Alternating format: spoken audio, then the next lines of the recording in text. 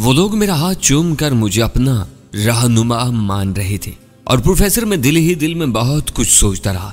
मैं सोच रहा था कि क्या फिर माजी की कहानी जिंदा हो गई है और माजी का ये मुसाफिर सदियों का बेटा क्या फिर अपने रंग में जलवा नुमा है और माजी की हवाएं इस पर वो असर नहीं कर सकी हैं जो इस पर माजी का एक किरदार होने की वजह से पड़ सकता था। मैं अपनी असलियत में हूं और दर हकीकत अगर गौर किया जाए तो ये मेरी फतेह थी। मैंने माजी को कबूल नहीं किया था और अब माजी भी मेरे ताबे था। बिलाशुबह ये बात मेरे जैसे के लिए काबिल फख्र थी। सो बेशुमार कैदियों की तादाद मेरे गिर्द जमा हो गई, लेकिन इनमें से कुछ ऐसे भी थे जिन्होंने खामोशी से वहां से भाग जाना पसंद किया। वो बुज़दिल थे और मौत से पनाह चाहते थे। वो सोच भी नहीं सकते थे कि एक ऐसी कुव्वत के खिलाफ बगावत करें जो नाकाबिले तस्खीर है और ऐसी बगावत के बारे में सोचना एक खामाकत है। सो भाग जाने वालों को मैंने कुछ न कहा और इन्हें उनके हाल पर छोड़ दिया और जब देखा मैंने अपने साथियों को, उनकी तादाद बेशुमार थी। ये सब वो कैदी थे जो मुशक्कतों में जिंदगी गुजार रहे थे और मुझे इन सब के लिए एक लाहे अमल मुरत्तिब करना था। और ये तो मेरी जिंदगी का खासा रहा है प्रोफेसर का मैंने जब भी किसी मसला में कदम उठाया तो उसके हर पहलू पर गौर किया। कोई जज्बाती कोशिश मैंने ऐसी नहीं की जिससे न सिर्फ मैं खुद को बल्कि अपने साथियों को भी नुकसान पहुंचाने की कोशिश करता। और मुझे तो बहरहाल नुकसान पहुंच ही ना सकता था। मैं तो जिंदा रहने वालों में से था और मेरा बदन एक ऐसी ठोस और मजबूत चट्टान था जिस पर कोई हवा असरअंदाज नहीं हो सकती थी। चुनांचे मैंने अपने हमनवा कैदियों को इकट्ठा किया। इस जगह पर जितनी खुराक थी कब्जे में की, इसके अलावा कैदियों की बेशुमार कदालें और फावड़े भी साथ ले लिए। ये चीजें हर तरह मुफीद थीं, बहुत से मौकों पर काम आ सकती थीं, इसलिए मैंने खसूसी तौर पर इन्हें साथ रखने की हदायत की। कैदियों के इस काफिले को लेकर मैं वहां से चल पड़ा। मैं कह चुका हूं कि इस बार मैं माजी में अपने किरदार का ताबे नहीं रहना चाहता था और वो सब कुछ करना चाहता था जो मेरी अपनी मर्जी हो। ये एक तजर्बा था और इस तजर्बे के बारे में मैंने सलानूस से भी मशवरा नहीं किया था, लेकिन सलानूस इस हैसियत में भी मुझसे ताउन कर रहा था। कैदी बहुत सोच समझ कर मेरे साथ शरीक हुए थे और जो लोग मेरे साथ शरीक हुए थे वो वाकई समझदार थे। मैं अपनी शख्सियत के वाकिफकार की हैसियत से यह बात बखूबी जानता था कि इन कैदियों के लिए जिंदगी और आज़ादी का कोई तस्वुर, कोई इम्कान नहीं था। इन्हें सारी उम्र या कम अज कम उस वक्त तक इसी तरह इसी तौर जिंदगी गुजारना थी जब तक गुरीला शहनशाह एबनूस जिंदा था। इस लिहाज से एक जानी पहचानी मौत के इंतजार की बजाय इन्होंने जद्दोजहद करके मरने का दानिशमंदाना फैसला कर लिया था। कैदियों के ये काफिला सौबतें बर्दाश्त करता हुआ चलता रहा। ये सब भूखे प्यासे थे। तहत उस तरह के जंगलों में अगर कोई बाग नजर आ जाता तो ये पूछे बगैर उसे ताराज कर देते। इसके कच्चे कच्चे सारे फल तोड़ कर खा लेते और इस तरह गुजारा हो रहा था। तुम आखिर कौन सी जगह की तलाश में हो? एक रोज नुमास ने मुझसे पूछा। वह जगह जो हमारी जद्दोजहद के लिए मुनासिब हो। फिर भी मेरा ख्याल है तुम दूर दराज इलाकों को छोड़कर ऐसे इलाकों की तरफ निकल आए हो जो आबादियों से करीब तर होते जा रहे हैं। क्या वाकई? मैंने सवाल किया। हाँ, वो दूर तुम्हें पगडंडियां नजर आ रही हैं। ये शाही काफिलों की गुजरगाहें हैं और वहां से हमें बासानी देखा जा सकता है। मेरे दोस्त, इत्तिफाक है कि तुमने ऐसी जगह यह सवाल किया। मुझे ऐसी ही किसी जगह की तलाश थी। मैंने खुश होकर कहा। क्या मतलब? नुमास ने ताज्जुब से पूछा। हाँ, मैं अपने प्यारे शहनशाह एबनूस से ज्यादा दूर नहीं रहना चाहता, मैंने मुस्कुराते हुए जवाब दिया। नुमास मुतहय्यराना अंदाज मुझे देखता रहा, फिर गहरी सांस लेकर बोला, राहिन, देवताओं की कसम मैं सख्त हैरान हूं। इतना हैरान कि बयान नहीं कर सकता। क्यों नुमास? अरे बस्ती वालों की निगाह में तो बस्ती का सबसे नाकारा इंसान था तू, जिसे सिर्फ बरबत बजाने और लड़कियों से इश्क करने के सिवा कुछ नहीं आता था, जो जिम्मेदारियों को करीब नहीं भटकने देता था और हर उस काम से भागता था जिसमें मुशक्कत हो। कौन था जो तुझे अच्छी निगाहों से देखता था सिवाय तेरे दोस्त नुमास के? हाँ, मुझे याद है। और आज तू एक क़यादत बन गया है। तूने वो किया है जिसके बारे में सोचा भी नहीं जा सकता। सच कहूं तो मैं अब भी शुबह का शिकार हूं। कैसा शुबह? मैंने पूछा। कोई वक्ती जज्बा तेरे अंदर बेदार हो गए, किसी का जादू तेरे अंदर सराहियत कर गया है और तू इसका शिकार है। जिस दिन तेरे हाथ को साज लग गया तू सब कुछ भूल जाएगा, इन कैदियों को भी जो अब तुझे अपना सब कुछ मानते हैं, और इस मिशन को भी जिसके लिए तूने इन्हें तैयार किया है। और इसके बाद क्या होगा ये भी तू ही बताते नुमास। मैंने उसकी बात का बुरा माने बगैर कहा। ये बेयारों मददगार लोग शाही अताब का शिकार बन जाएंगे और फिर जमीन के चेहरे पर कोई इन्हें मौत से पनाह देने वाला ना होगा। तेरी तसल्ली के लिए मैं क्या कहूं नुमास? मैंने पूछा। मेरी बात न कर मेरे अजीज दोस्त, मैंने तो हमेशा तेरे साथ जीने और तेरे साथ मरने की तमन्ना की है। मैं तो सिर्फ तेरी बदली हुई कैफियत को जानना चाहता हूँ। मेरी जो कैफियत है तेरे सामने है नोमास। हाँ, तुझसे ये वादा जरूर कर सकता हूँ कि जब तक अपने मिशन की तकमील न कर लूँ बरबत को हाथ नहीं लगाऊंगा। नहीं, मैं ऐसा कोई वादा तुझसे नहीं लेना चाहता। बस मैं तेरी जात की इस तब्दीली में भटका हुआ हूँ। मैं अपने मिशन में तेरा भरपूर ताउन चाहता हूँ। ये कहने की बात नहीं है। कौन सा वक्त है जो मैंने तेरे बगैर सोचा है? हाँ, मुझे तेरी दोस्ती पर फख्र है। मैंने जवाब दिया और नमाज किसी सोच में डूब गया। फिर उसने गर्दन उठा कर कहा, लेकिन तेरी ये बात मेरी समझ में नहीं आई। कौन सी बात? तू आबादियों से करीब रहना चाहता है। हाँ नमाज, आखिर क्यों? तेरे ख्याल में क्या होना चाहिए? मैं तो सोचता हूँ बगावत की तैयारी के लिए आबादियों से जिस कदर फासले मुमकिन हो रखने चाहिए, ताकि इस वक्त तक किसी को भनक न मिल सके जब तक तैयारियां मुकम्मल ना हो जाए। क्या हमारे पास इतने वसाइल हैं नमाज के हम आबादियों से दूर रहकर अपना काम अंजाम दे सके? हाँ, मेरे ज़हन में इस बगावत की तकमील के लिए और दूसरे मंसूबे मौजूद हैं जिन पर मैं बेतदरीज अमल करूंगा। ओह, तो तुम आबादियों से राब्ता रखोगे? जरूरी है, मैंने कहा और नमाज किसी सोच में गुम हो गया। फिर उसने होंठ सिकोड़ कर गर्दन हिलाते हुए कहा, खतरनाक, बेहद खतरनाक। मुझे तो ये अरसा मुश्किल नजर आता है। बहरहाल तुम बेहतर समझते होगे। जो करके दिखा चुके हो इसके बाद खुलकर तुमसे इख्तलाफ भी नहीं कर सकता। नहीं नमाज, मुझे तुम्हारे इन अल्फाज से इख्तलाफ है। क्यों? तुम हमेशा मुझसे ऐसी गुफ्तगू किया करो। तुम हमेशा इन खतरात के बारे में सोचा करो जो हमें पेश आ सकते हैं। इस तरह मैं इनसे आगाह होता रहूंगा और इससे बचाव करता रहूंगा। अब यही बात ले लो। इतनी जहानत की बात है कि मैं इसकी तारीफ किए बगैर नहीं रह सकता। नमाज ने हंसते हुए कहा, हमें यहाँ कुशादा गार तलाश करने चाहिए नमाज। मुझे पगडंडियों के जाल नजर आ रहे हैं और इसका मकसद है कि यहाँ से काफिले गुजरते रहते हैं। हाँ, ये तो रास है। यहाँ से मुख्तलिफ बस्तियों की गुजरगाहें हैं। तब इससे अच्छा मकाम और कोई नहीं हो सकता। तो आओ गार तलाश करें, नमाज ने कहा। पीछे हम जितनी पहाड़ियां चौड़ाए थे इनमें भी बेशुमार गार मौजूद थे और इन पहाड़ियों में भी छोटे बड़े गारों की कमी नहीं थी। मैंने इनमें से बहुत से गारों का इंतखाब किया। दर हकीकत मेरे जहन में खिचड़ी पक रही थी। अबनूस की बादशाहत के बारे में मेरी मालूमात भी महदूद नहीं थी और मैं जानता था कि ज़ेर गुरेले के खिलाफ कोई खेल शुरू करना आसान नहीं होगा। इसलिए पहले मैं भरपूर और मजबूत इंतजामात करना चाहता था। चुनाचे इनमें से जिन गारों का हमने इंतखाब किया था इनमें ये तमाम लोग बआसानी समा सकते थे। तबाह हाल कैदियों की उमंगे जवान थी। इन्होंने मौत से फरार का मंसूबा बनाया था और जिंदगी के हसूल के लिए वो सब कुछ करने को तैयार थे जो मुमकिन था। खुराक खत्म हो चुकी थी। सिर्फ जो बाग उन्होंने ताराज किए थे इनके फल वगैरह खासी मिकदार में मौजूद थे, जिनमें कुछ खुश्क हो गए थे, कुछ ताज़ा थे। मैंने इन फलों का ही जखीरा कर लिया ताकि इसे आहिस्ता आहिस्ता खर्च करूं और फिर मैंने अपने हाथों से इसकी तकसीम शुरू कर दी। सब मेरी एक एक जुम्बिश से ताउन कर रहे थे और मुझे इसी बात की सबसे ज्यादा खुशी थी कि मेरे साथी बहरहाल ताउन कर रहे थे। चुनांचे पहले मैंने एक किसी कदर रोशन गार का इंतखाब किया और फिर से कुओं का गार करार दिया। बेशुमार कैदी कुएं खोदने में मसरूफ हो गए। ज्यादा तादाद होने की वजह से वो ये काम आसानी से कर लेते थे। थोड़े ही अरसा में जमीन में लातादाद गहरे सुराख बन गए थे जिनसे पानी रिसने लगा। फिर इस पानी को बाहर निकालने का बंदोबस्त किया गया। एक चौड़े घड़े को पानी का जखीरा जमा करने के लिए तैयार किया गया। यूं पहला बंदोबस्त हुआ और इतना पानी हासिल होने लगा जो जरूरत के लिए काफी हो, लेकिन खुराक का मसला संगीन होता जा रहा था। मैंने नुमाज से इस बारे में मशवरा किया। तुम काम देख रहे हो नुमाज? मैंने पूछा। हाँ मेरे दोस्त, क्या ख्याल है? मैं सख्त हैरान हूं। क्यों? तुम्हारे अंदर तो बेपनाह इंतजामी सलाहियतें मौजूद हैं। बस अब मेरी तारीफ तो तौसीफ करना छोड़ो, बल्कि इन कामों में दिलचस्पी लो जो मैं कर रहा हूं। कहीं शिकायत हुई है मुझसे? नुमास ने पूछा। यह बात नहीं, मैं ऐसे ही कह रहा हूं। बात यह हैरान कि मेरा ज़हन तुम्हारी इस हैसियत को कबूल नहीं कर रहा और उसकी वजह सिर्फ ये है कि मैं अरसा से तुम्हारा दोस्त हूं। हाँ यही बात है। बहरहाल अब इन बातों को छोड़ो, अब एक अहम मसला पर तुमसे गुफ्तगू करना है। कहो, नुमास ने पूरी दिलचस्पी से कहा। खुराक का मसला सबसे अहम है। देख रहे हो, खुराक न मिलने की वजह से हमारे साथी कमजोर होते जा रहे हैं। हाँ ये बात मेरे जहन में भी है।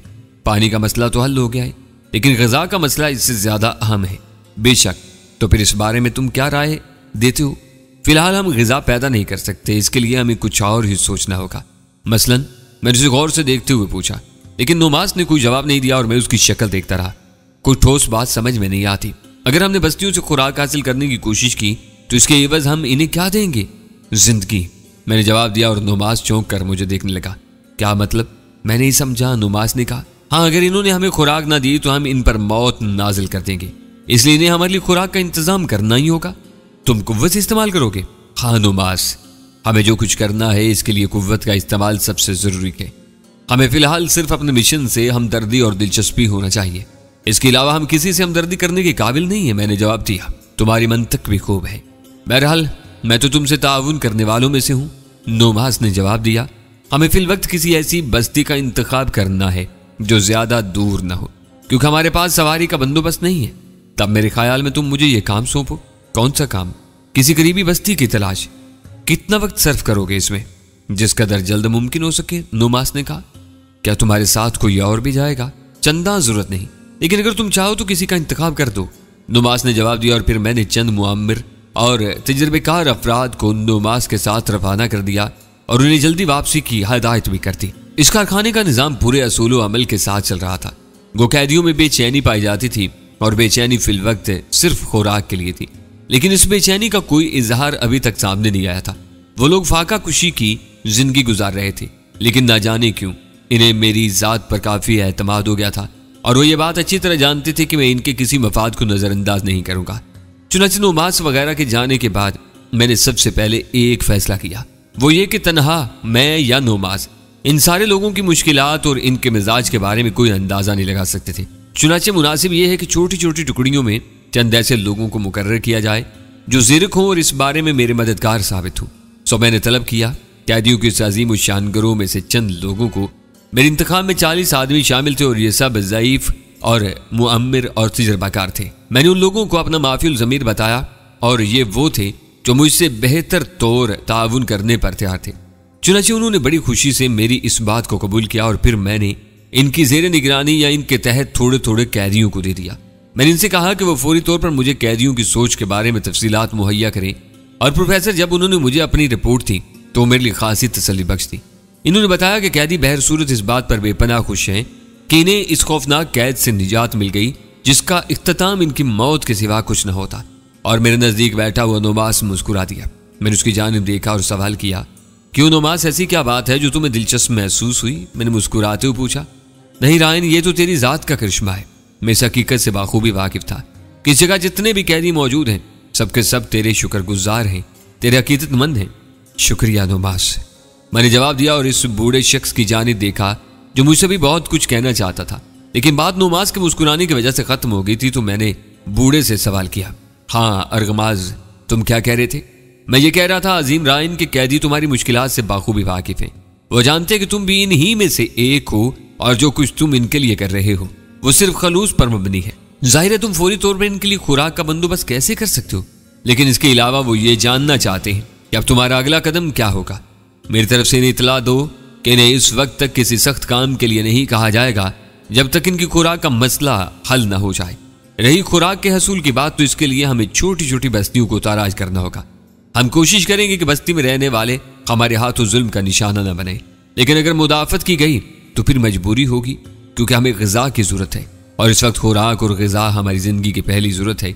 इसके हसूल के बाद ही हमारी सही जिद्दोजहद का आगाज हो सकता है। चुनांचे मेरे मशीरों ने यह बात अपने तमाम साथियों तक पहुंचा दी और कैदियों ने खुद अपनी जुबान से मुझे अपने इस भरपूर ताउन का यकीन दिलाया। मैं इन लोगों से बेहद खुश था, कम अज कम एहसान मानने वालों में से थे और मेरे लिए ये बहुत बड़ी बात थी। ऐसे लोगों के लिए जो कुछ भी कर दिया जाता मुनासिब था। चुनांचे ज्यादा वक्त न लगा, नुमास और उसके साथ ही वापस आए तो काफी खुश नजर आ रहे थे। यानी इनके पास खूबसूरत और दराज कामत घोड़े थे और इन घोड़ों पर कुछ सामान भी लदा हुआ था। हमें गार के अंदर इतला मिल गई कि नुमास और उसके साथ ही वापस आ गए हैं। चुनांचे मैंने गार से बाहर जाकर इसका इस्तकबाल किया और नुमास मुस्कुराता हुए मेरे नजदीक आ गया। मैंने मुस्कुराती निगाहों से उसके घोड़े को देखा। तब नुमास ने आगे बढ़ते हुए कहा, तुम्हारा मशवरा मशले राह बना कि मैंने सबसे पहले जिंदगी के इस दौर को अपना लिया है रायन, जिसे तुम अपनाने जा रहे हो। हाँ मैं देख रहा हूं नुमास, तुम में काफी नुमाया तब्दीलियां हैं। मैंने जवाब दिया, न सिर्फ नुमाया तब्दीलियां रायन, बल्कि एक बहुत अच्छी खुशखबरी भी। अगर यूं कहूं कि हमारी सोच हमारे अच्छे मुस्तकबिल के रास्ते की राहबर बन गई है तो गलत ना होगा। अंदर आ जाओ नुमास और अपने इन घोड़ों को भी अंदर ले आओ। मेरे ज़हन में यह बात थी कि हमें बहर सूरत सवारियों की जरूरत होगी और इसके लिए मैंने मुनासिब बंदोबस्त के बारे में सोचा था जो तुम्हारे इल्म में है। हाँ मैंने भी इसीलिए सवारी के बारे में गौर किया था क्योंकि तुम्हारा बंदोबस्त मेरी निगाह में था। दोस्त मुझे भी यकीन था कि जब तुम अपने तमाम काम के लिए रवाना होगे तो इस बारे में गाफिल न रहोगे। गाफिल रहने का सवाल ही पैदा नहीं होता राइन। इसकी वजह यह है कि हम सब मुश्तरिक हैं और मुश्तरिक का तौर पर एक दूसरे के लिए कुछ न कुछ करना चाहते हैं। बिल्कुल ठीक कहा तुमने नुमास। हमें हर उस पहलू को मजबूत करना होगा जो हमारी निगाहों में है। बेशक, नुमास ने कहा और फिर वो मेरे साथ गार के अंदर दाखिल हो गया। उसके तमाम साथी मेरे साथ ही थे। तब मैं इन लोगों को लिए हुए उस जगह तक पहुंच गया जो मेरी कयाम गाह थी, यानी जहां मैं आराम करता था। नुमास ने एक तवील सांस ली और कहने लगा, हम यहां से पैदल पगडंडियों के जरिए रास्ता तय करते हुए अभी ज्यादा दूर नहीं पहुंचे थे कि हमें सामने 2 घुड़सवार आते नजर आए। वो शाही दस्ते के लोग थे और शायद कहीं जा रहे थे। मैंने सोचा क्यों ना इब्तिदा कर ही दी जाए। चुनाचे हम चट्टानों के पीछे छुप गए और हमने ऐसे गोल पत्थर उठा लिए जो नोकदार भी थे।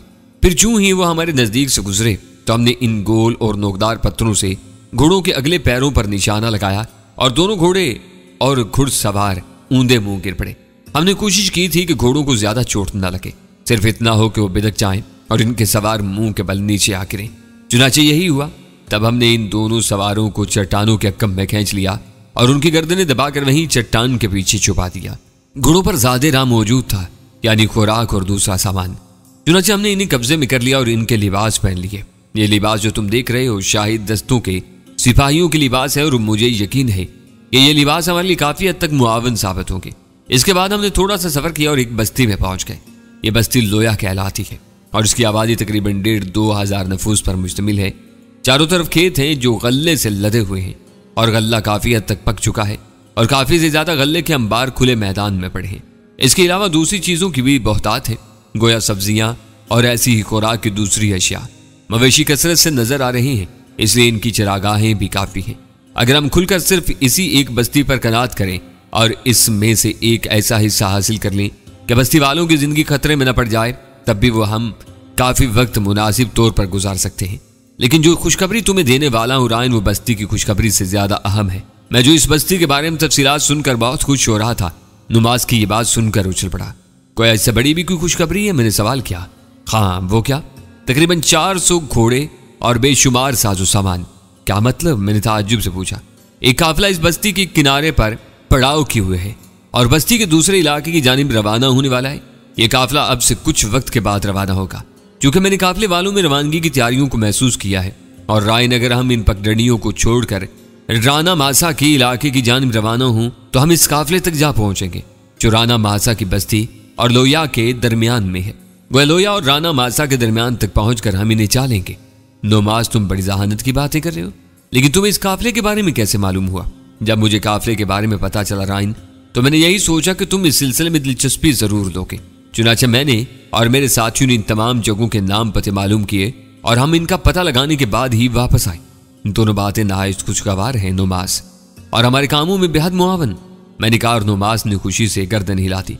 गोया जो कारनामा वो अंजाम देकर आया था, इस पर वो बेहद नासा था।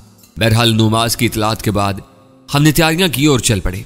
मेरे तमाम साथी बाहिम्मत थे और मेरी सरकर्दगी में खुश खुश सफर कर रहे थे। जिन लोगों को मैंने साथ लिया था, इनकी तादाद बहुत काफी थी। नुमास ने काफिले वालों के बारे में जो अंदाजा लगाया था, इसके तहत 400 घुड़सवार थे। इनके साथ मजीद घोड़े थे जिन पर साजो सामान लदा हुआ था। मैंने भूखे और थके मांदे कैदियों में से 800 अफराद दिए ताकि 2 आदमी मिलकर काफिले के एक आदमी से निमट सके। वो हमें तंग और नाहमवार रास्तों से सफर करना पड़ रहा था, लेकिन यह सफर इसी अंदाज में जरूरी था क्योंकि इस तरह रास्ता मुख्तसर और महफूज था। नुमास ने मुझे घोड़ा पेश किया था और इसरार किया था कि मैं इनके रहनुमा की हैसियत से घोड़े पर सफर करूं, लेकिन मैंने इनकार कर दिया। आखिर क्यों? नुमास ने पूछा। यह मुनासिब ना होगा, नुमास ने नरमी से जवाब दिया। यही तो पूछ रहा हूं कि क्यों ना मुनासिब होगा, जब तक मेरे तमाम साथियों के पास घोड़े ना होंगे। मैं अपने लिए कोई घोड़ा नहीं लूंगा, मैंने जवाब दिया। यह सिर्फ जज्बातियत है। क्यों? आखिर क्यों? मैंने कहा। इसलिए कि तुम राहबर हो और सबसे ज्यादा बामल हो। तुम्हें हर हाल में चाकू चुबंद रहना चाहिए, नुमास ने जवाब दिया। मैं जिस वक्त तुम्हें थका नजर आऊंगा, अपना घोड़ा मुझे दे देना। अपना घोड़ा? वह तुम्हारे ख्याल में चूंकि ये घोड़ा मैंने हासिल किया इसलिए मेरा है? नहीं, यहां कोई चीज तुम्हारी नहीं है, कोई चीज मेरी नहीं है। हम सब यकसा हकूक रखते हैं। पर तुमने ये बात क्यों कही? तुम्हारे सपुर्द अहम जिम्मेदारी है। अब तुम दोनों इस पगडंडी पर सफर करोगे और काफिले का पता चलाओगे। तुम्हारे पास शाही दस्तावेजात तो मौजूद ही हैं। इनकी मदद से तुम खुद को कासिद कह सकती हो और कोई तुम पर शक न कर सकेगा। ओ, ये बात है। नुमास ने गर्दन हिलाई। हाँ, अब जवाब दो। ठीक है, तुम्हारा ही कहना दुरुस्त है। नुमास ने हार मान ली।